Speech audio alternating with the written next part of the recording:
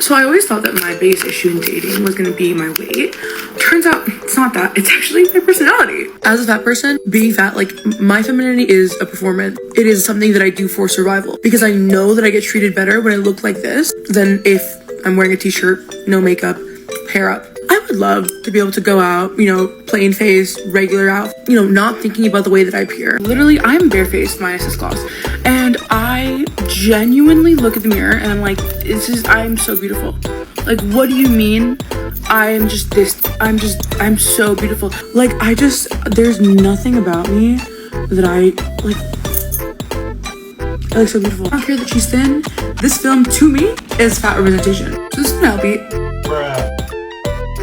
So this is Victoria, better known as the Fab Feminist. And if you haven't stumbled across her content yet, she's quite the character. A lot of what she says is controversial, and not just with the general public. Sometimes she even contradicts herself in what she's said in the past. Maybe she can't keep track of what she's said in the past, or maybe she's intentionally trying to stir the pot. Whatever it is, she says a lot of wild stuff. And today we're going to be talking about some of her views surrounding beauty standards, thinness, and dieting. First up, we're going to be taking a look at this clip, which was admittedly taken from a while ago. I wanted to start with this because it says something interesting about Victoria's character. Here's the difference between men and women objectifying people. I've been sitting here with my best friend, and we're just people watching. And we're watching, and obviously I'm like, this person's hot, this person's not, whatever. We're having little conversations, we're chit-chatting about the people that we're watching, but we're not bothering anyone. At most, I'm giving people a smile, or oh, look, I like your outfit. But then these 4 men, ugly men mind you, decided to park up right next to us, and they're just staring at people, and they're harassing them. Like, they're whistling at women, they're making comments, they're making people feel uncomfortable. So she's sitting there, quietly talking behind people's back to play a game of hot or not. Ah yes, judging others solely on their looks. That's totally okay behavior, as long as you're a woman. And yes, the guys were worse by hooting and hollering and saying their inside words out loud. And you want to take a bet over whether or not Victoria would have been just as mad if she had found out that these jerk-offs were rating the women's hotness as they came in, just silently? I don't know, but I feel like she would have been equally pissed, especially if those men were rating obese women lower than their thinner counterparts. Because you know that these women believe that fatness is hot, and anyone who disagrees with that is just being fat phobic. And while no, Victoria didn't say that all fat women are hot, I'm kind of extrapolating here, so maybe that's a little bit unfair, but she does gush over what she calls curvy women. Women that are shaped like Greek goddesses. I cannot understand how anyone cannot believe that curvy women are the epitome of beauty, because my breast gets taken away when I'm interacting with women. Like, I think Victoria's idea of a curvy woman is a little bit different than the rest of the world. Yes, a fuller woman, a curvy woman can be absolutely gorgeous, but a morbidly obese 300-pounder? That's no longer curvy. That's gone so far around the curve that they're just full circle at this point. And no Greek goddess was ever morbidly obese. I don't know what Victoria is picturing when she says Greek goddess, but here are a few examples. Not particularly thin, just healthy shaped women, most of whom are soft and youthfully plump, but not to the extent of being overweight, and certainly not to the extent of being morbidly obese. So Victoria can't be talking about these Greek goddesses. In fact, you'd be hard pressed to find any depictions of morbid obesity in ancient artifacts, unless she's talking about this little figurine that fat activists love to cling on to. Although we don't know much about these little guys, scientists named these statues after the Greek goddess of beauty and fertility, Venus, because it was common to accentuate and exaggerate female reproductive organs, wide hips and large breasts, when depicting things like fertility. But these days, at least according to Victoria, fatness actually strips women of their femininity. I just watched a video on being plus size and hyper feminine, and there was absolutely a trend between the two. Because for fat women, or like fat feminine people, your femininity is stripped away from you, because fat people are already seen as over masculinized. Fatness strips your femininity? I'm not too sure on the accuracy of that assertion, because if you're too thin, no breasts, no bum, then you're accused of being too boyish and not feminine. If you're too tall, or you're too muscular, or you have any characteristic that is seen more of a masculine trait, you're also no longer feminine. However, as we saw with the little figurines,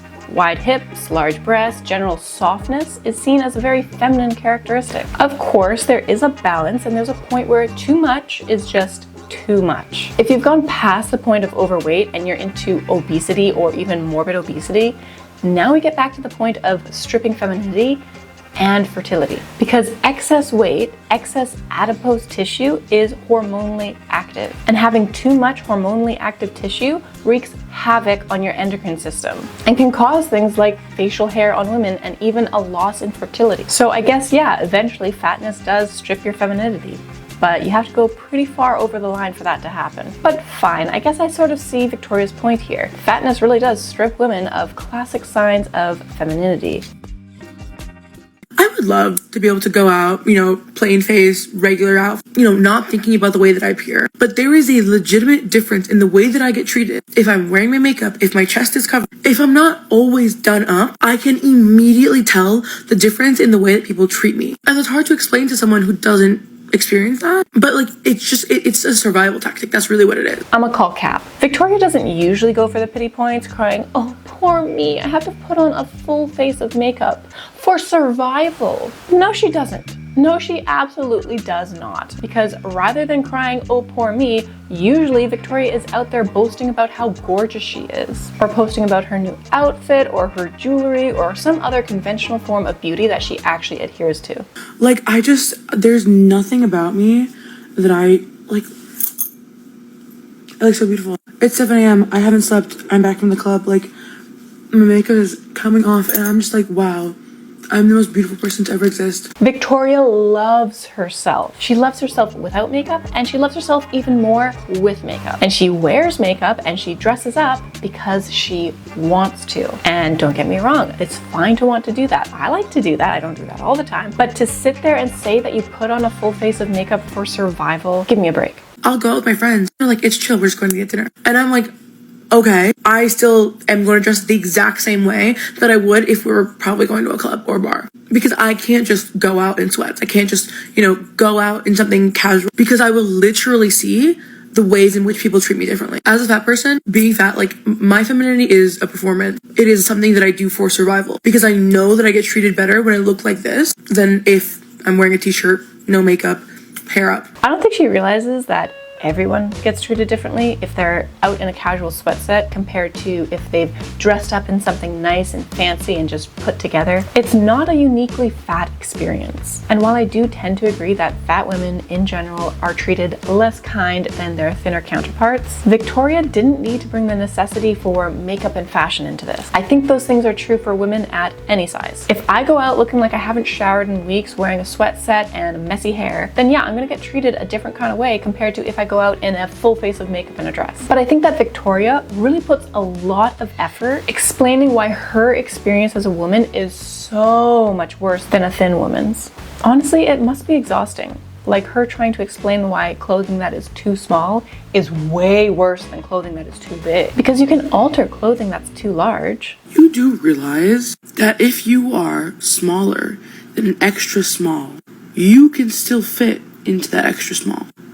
It might be a little bit loose on you, slightly unflattering, but it's not the same thing as being larger than the largest size. If you are larger than the largest size, it's time to take that as a wake-up call. Brands are no longer catering to you because you are so far off of the normal average size for a human that it's no longer profitable to carry sizes for the so few percent of people who have reached your level of obesity. However, I do understand the sentiment that she's going for here. I remember a time where I used to complain about pants being too short, and my friends at the time would be like, "Oh, you're so lucky, my pants are way too long because I'm just so small and petite." And I'd be like, "Well, you can hem them. I don't want to wear flood pants every day." So I understand that you can alter clothing that's too big a lot easier than you can alter something that's too small. You're stuck. So I get what she's trying to say here. But there are so many brands, especially in the US, that cater to super plus size individuals. And if you don't believe me, just go take a look at Glitter and Lasers content. She doesn't do it so much anymore, but she used to post constantly about her massive hauls of all this plus size clothing. And while no, maybe you can't get anything you want from any brand you want, but really and truly, why? Why is fashion so high on the list of priority and things to complain about with these women? There is so much selection for plus size women these days. Is it really that much of an issue still? If you can't fit into an XL or an XXL or whatever, you're done. You physically could not get the item of clothing onto your body. There's no amount of altering that's gonna make it fit you. If it doesn't fit you, it doesn't fit you. This top just it wouldn't Do you see what I'm saying? It wouldn't work. So I'm gonna wear the skirt as a top. So I figured out this is kind of the vibe I'm going with now. This is a Pretty Little Thing set. And I'm just wearing the skirt as a top. I'm wearing the skirt as a top. So if you didn't catch that, her top didn't fit, so she used her skirt as a top, which is really just one step away from using the curtains as a toga. But it just goes to show that apparently, yeah, you can alter your clothing to fit. Okay, so the last thing that I want to touch on when it comes to vanity and appearance is the topic of youth. Because all arguments aside, when it comes to makeup and fashion and even body size, the true determination of beauty, at least in women's beauty, has always been youth. The way that I know who gets bullied every day on this app and who doesn't is by seeing these white women ask the internet how old they are. Why would you set yourself up like that? As a fat bitch who's been on the internet for over a decade, one thing about the internet is that it loves to make fun of me. Why would I give them more opportunity? If I come out here and I'm like, how old do I look? I don't want to know. Don't tell me. The comments will be like, 45. You're literally middle-aged. Fat bitch, maybe if you lost weight, you'd look better. Lose weight, and then you would look normal. Oh my god, you look so old. Oh my god. I don't want to know. Y'all are inviting this. And that's how I know that we have different experiences on this app. Because you're inviting them. You're giving them on a platter the ability to bully you. We have very different internet experiences. Yeah, guaranteed anytime I bring up one of these girls' age, there's gonna be somebody in the comments saying that they thought they were way older.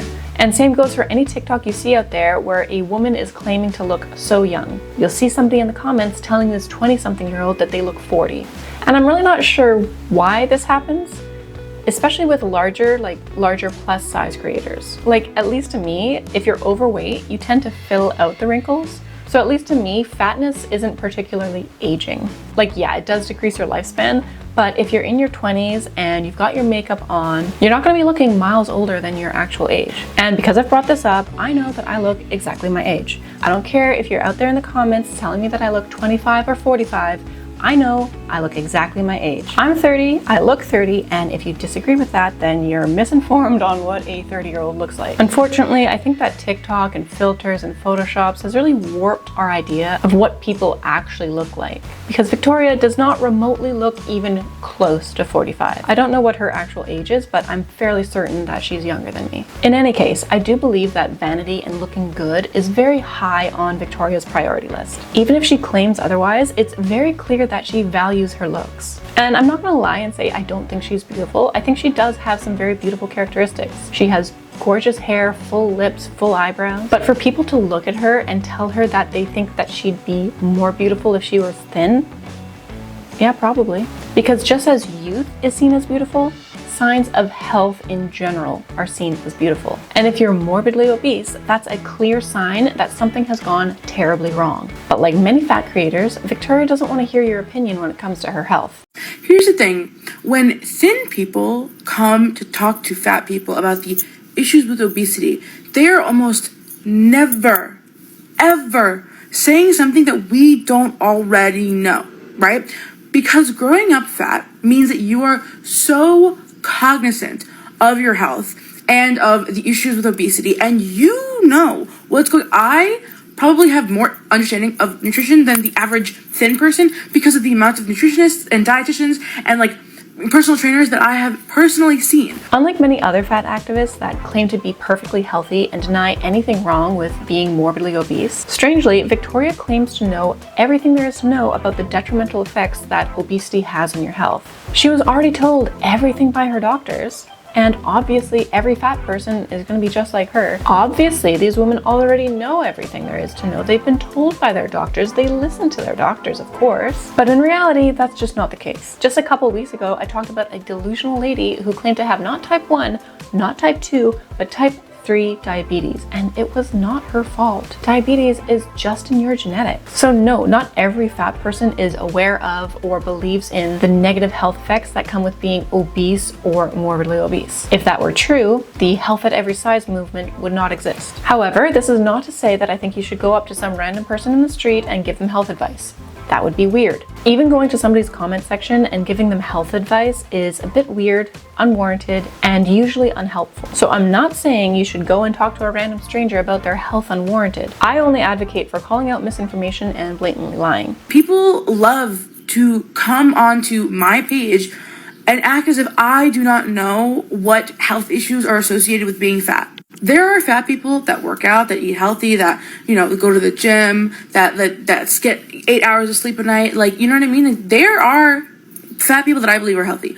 I am very mentally ill, don't really go to the gym, have a really bad sleep schedule, have like violent ADHD that impacts every single aspect of my life. Like, most of my health, the worst part of my health isn't even my fatness, it is my ADHD, right? Because it impacts every aspect of my life. So when you come into a fat person's comments, like, me and my doctor, like, we are locked in. I have regular checkups. I have regular blood work done. I take my medication. Me and my doctor, we talk about my shit, you know what I mean?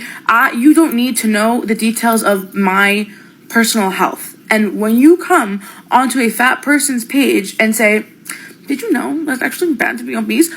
Like, we are very well aware of our health, right? Saying we are very aware of our health, right? Well, no, not necessarily right. She just said that there are fat people that work out, go to the gym, eat healthy, and while yes, those are all healthy behaviors, but working out and eating salad every now and again is not going to erase the fact that being morbidly obese is unhealthy. And if we look at the comment that Victoria was actually responding to, a person had actually asked her whether, in general, in America, is it fat phobic if you speak about obesity or the dangers of being obese? And instead of addressing the question, Victoria chose to take this general question personally, as if the commenter was telling Victoria, hey, you specifically Victoria, did you know that being obese is unhealthy? That was not the question. But I do think that Victoria's answer, getting all offended and butthurt when the topic of health is brought up alongside obesity, does in a way answer this commenter's question. Yeah, the topic of obesity and the dangers of being obese in general is seen as a fat phobic topic, at least in many circles of America and Canada. I'm sorry, Canada, you've been infected too. But going back to what Victoria said about, being so aware of her health, blah, blah, blah. Well, as we'll see, she takes the same viewpoint as we've seen with many other fat activists, that the concept of a diet is always inherently unhealthy. I was in the mountains of Bulgaria and we were surviving off of basically a diet of fruits and tea, and that was it for maybe 3 weeks. I don't remember much of it the first time, but the second time I did it, I was 16 years old, and I did it for about 3 weeks, and I lost 15 kilograms, something like that. So yeah, in that 3 weeks or so that I starved myself, I definitely lost weight, right? The second that I re-entered society and I was a person again, all that weight came back because it's not sustainable.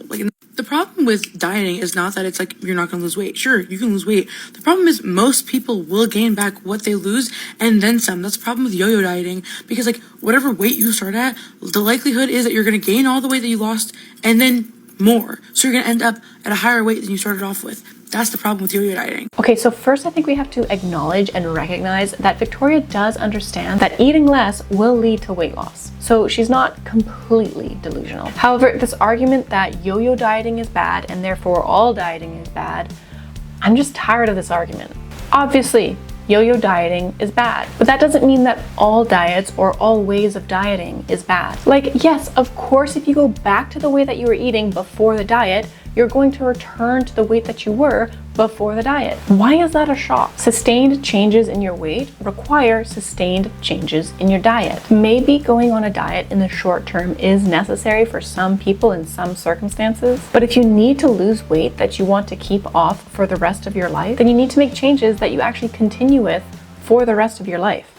So for this next section, if you think you might be triggered by the topic of body size or body image and striving for thinness through potentially behaviors, I would suggest maybe considering skipping this part. I'll leave a timestamp to when we're safe and done talking about this. I won't be mad, I know it's not for everyone, but I did want to include this segment because it's the topic that I did want to talk about. But anyway, last warning, skip to this timestamp.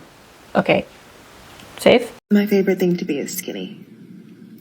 And I fear you cannot say that out loud, but it is my favorite thing to be, and it is my favorite fear to not be. And this is just for me personally. This is all personal to me. But I just wanted to say it out loud because honestly, it's all I think about. It's all I think about. Okay. Now, I included this clip for context because Victoria does respond to it, and we'll get to that, but I just wanted to put in my thought here. So this creator's name is Slim Kim. And was this video made for rage bait? Was it intentionally a controversial video? Does she actually believe in the things that she's saying? Is her whole account and persona just to make a jab at the ridiculousness of thinness and fatness in the online world these days? I hope she doesn't truly allow thinness to be an all-consuming thought, but honestly, I don't know the truth to her or her account or this video. And I'm not prepared to do a deep dive into Slim Kim today. But when I saw this video, I was immediately convinced that she was just doing this to draw up controversy. And you know what? If that is the case, then Victoria sure did take the bait. Props for saying the quiet part out loud, I guess. But like, obviously you want to be skinny. That is what we are all trained to want to be. That is like the one thing that women are forced to believe is like the one goal of our lives. Of course, it's the thing that you think about the most. Yeah, of course it is. Of course your life is easier because you're thin. And it's fine. It's fine to be happy about being skinny. It's a little sad that it's all that you think about, but it's fine. But let's not act like that's revolutionary. Let's not act like that's groundbreaking. Let's not act like you're doing the strong thing by saying the quiet part out loud and by actually verbalizing it. We know it's all you think about. We know that it's all that you want. We know that it's all you care about. But why is that my problem? Why is that your problem?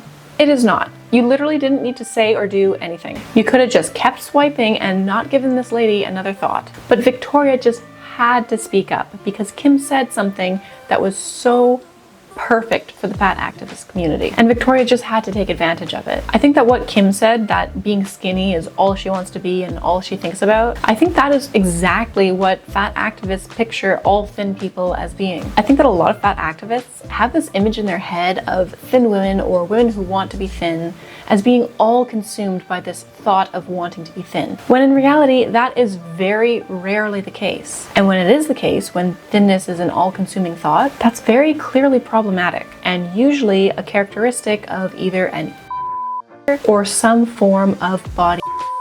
On the flip side, however, if your whole personality is defined by your fatness, I don't know, including the descriptor of fat in your TikTok handle, suddenly that's totally fine, not problematic at all, and even celebrated. I think it's very interesting, Miss Fab Feminist, that you should think that Slim Kim is the problem here. Y'all are both the problem. Now, keeping on the topic of body image, in this next clip, Victoria is responding to a commenter who said that being fat is subjective and body dysmorphia will make you unable to accurately judge what you look like. Stop battling people with body like they're your biggest enemy. I understand that the early 2000s did irreparable damage to the way that we view what is and is not fat, and has honestly caused so many issues with body image, issues with eating, issues with the way that people look. I understand that. But I need you all to understand that fatness is not subjective. When I'm talking about fat, I'm talking about plus size people. People that are 16 plus, if you call yourself fat, slay. I understand what you're saying about fatness being subjective.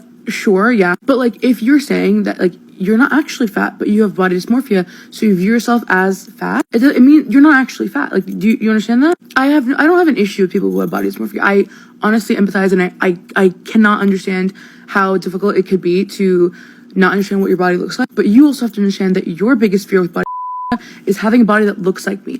My actual body is what you are horrified of imagining that your body looks like. Does that make sense? So Okay, first off, fatness does seem to be somewhat subjective because in the world of plus size creators who are too thin are bullied out of being allowed to call themselves plus size or even mid size sometimes. And I actually have a video on the whole mid size debate. I'll include a link if you're interested. But in summary, apparently fatness is subjective, especially when you reject medical categories that use rigid numbers to define overweight, obese, and morbid obesity. But that's not the point here, is it?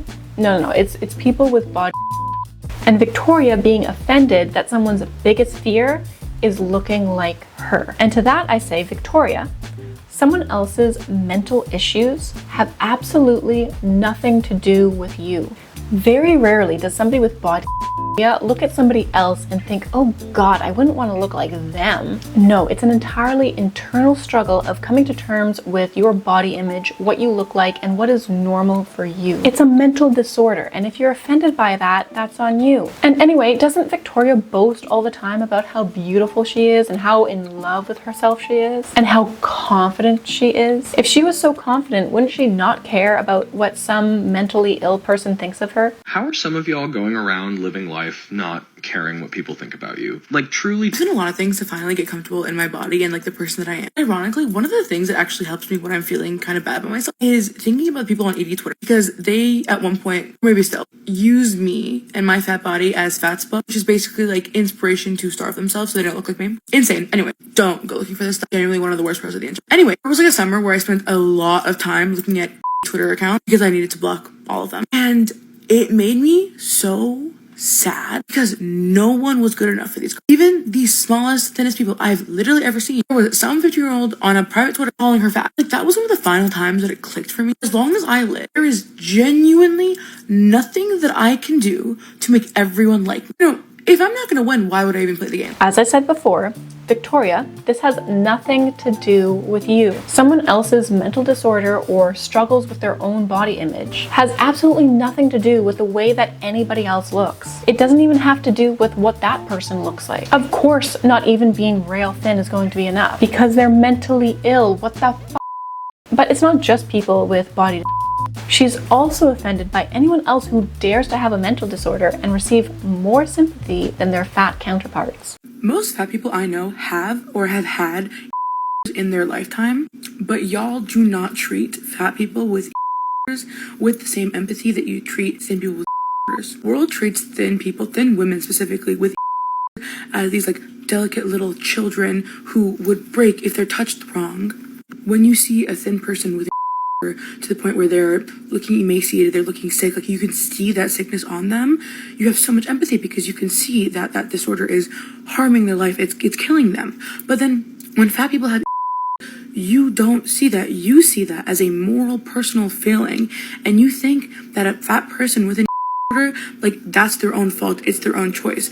But it's the same thing. Or mental illness, whether it causes you to or whatever it does. And having a disordered relationship with food is genuinely something that so many people have experienced. But because y'all have such a narrow view of, first of all, who deserves empathy and kindness, and also of what these illnesses look like, y'all don't know how to treat people who have them that ever exist outside of your purview of what that should look like. And like, this is also not just from like people who don't have at all. It's like from people with there's also this hierarchy of like of like how people should be treated based on how thin they are. And it boils down to fat phobia. Like, there's so much fat phobia in the world, y'all don't even see what you're doing that's fat phobic. Ultimately, it just like shows how much hatred there is for fat people, but it's just weird. It's weird and odd. At first, I somewhat agreed with Victoria. It is much more obvious that being unhealthily thin is problematic and that person needs help. However, if you tell a fat person that they need to get help, suddenly that's not okay. And the more I thought about this, the more I realized that, you know what, these two groups actually do get treated fairly similarly. Because when an ultra rail thin person denies their problems, ignores their problems, refuses to get help, and even flaunts their body, you best believe they do get hate for that. And better still, those videos oftentimes either get demonetized or even stripped from the internet because of how obviously problematic they're being. But when a fat person does the same thing, flaunting their body, boasting about how beautiful they are, denying any problem with their obesity or eating habits, and how they can be totally healthy at the weight that they are, that's not problematic. That's empowering. But somehow, fat activists just don't get it. They don't understand why they get so much hate. I don't think y'all understand the mental toll of being dogpiled on by the entire internet. I don't think you understand the mental toll of being a fat person on the internet with a large audience. I don't think you guys understand what it's like to have hundreds, if not thousands of millions of people hating you. Like, I don't think you guys can like comprehend what that is like, right? The human mind is genuinely not meant to consume that much hatred about oneself. It just really isn't. So my rule of thumb normally is when a situation is happening, before I contribute to dogpiling onto a person and saying things that have already been said, I think about, first of all, is that person in a place to be able to understand what I'm saying to them, to be able to take what I'm saying constructively, or is this going to cause more harm than good? Also, like, what is the context of what is going on? Like, what is the mental state of this person? Like, what's going on? Like, if you put yourself online, if you have a public platform, and if you keep comments turned on, then you've opened yourself up to criticism. It doesn't matter if you aren't in a place to receive that criticism. If you weren't in a place or aren't in a place to hear that criticism on the that you put out, then you shouldn't have put it out there. It's not on the responsibility of the viewer to stop and consider, oh, but I wonder how the creator is feeling today. No, people are gonna do what they're gonna do. And some people are just gonna be outright mean and nasty. That's just a consequence of the anonymity that being online affords. And while yes, some people are just gonna be cruel and nasty in the comments, some people are gonna have actual real criticisms. Some people are going to disagree with your thoughts and opinions. Disagreements and criticisms are not hate. And along the same vein, Victoria goes on to respond to a commenter who said that, I genuinely want to know what y'all think the internet consists of. It's not a nice place. Stay off if your feelings get hurt easily. This is one of my least favorite responses when I say how badly fat people are treated on the internet. I get a response like, well, what did you expect? It was the internet. That's your fault. Like, you're the one putting it out there. Like, and I just, like, I hate that rhetoric because it's like, is it not your choice to be a bad person? Like, is it not your choice to be cruel? You act as if people are inherently bad, and I just don't think that's the case. Can we not hope for better? Can I not hope that people will decide to be kinder and better, and hope that human beings are capable of change and, like, capable of actually becoming kinder and more empathetic and, like, treating people well? Like, yes, as the internet, people are mean. I'm very aware of that. Like, that doesn't mean that it's right. It doesn't mean that we shouldn't try and change that. Just because people are mean doesn't mean I should not hope that they decide to be nice. And, like, when I post on the internet, I'm not consenting to be harassed or, like, bullied essentially by other grown adults. I'm putting my content out there for, like, my followers. Especially don't consent when people take my videos and put it to a different platform that I have no control over. I agree that the internet is full of people that are legitimately just out there to troll and hate and leave nasty, unproductive comments. But I'm sorry, Victoria, it doesn't matter that you hope for people to be kinder. You can't control how others are going to react to the content that you put out on a public platform. If you've put yourself out there saying wild and controversial things, then yeah, I think it's totally fair for somebody else to respond to that. And her crying about not wanting her content to be taken to other platforms where she has no control over it, well, I'm sorry, but that's the beauty of the internet. No matter how hard these fat activists try to control the narrative on their own platforms, having this space where anybody can say anything is actually a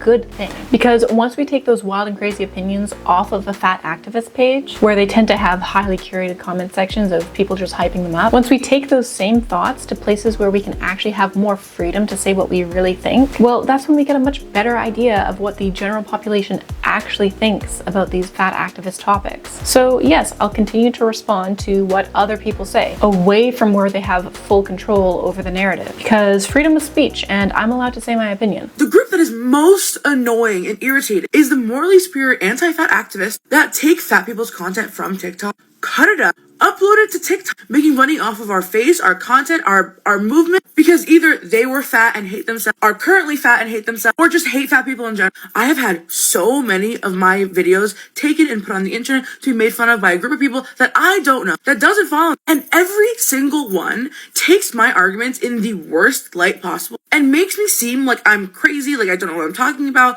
like, you know, I'm making everything up. So people like me that have opinions that disagree with her own, well, that must mean that I hate myself, or I hate fat people, or I'm just a miserable person in general. No, I have disagreements with Victoria and people like her. But rather than address any of the real criticisms, or debate in a way that's actually helpful to her point, Victoria instead chooses to shift the focus and villainize anybody that says anything that disagrees with her own opinions. And rather than attack that other creator's opinions, it's easier to just attack their character as a whole and just cry about the audacity that these people have the freedom to say their opinions online in a way that disagrees with her. So what did you think? Did I make Victoria look crazy, or did she do that to herself? Because I do try my best not to take anything out of context. But anyway, that's all for now. Bye. Burp. Y'all, I am so sorry about the earthquake. I did jump, so my bad. Won't happen again.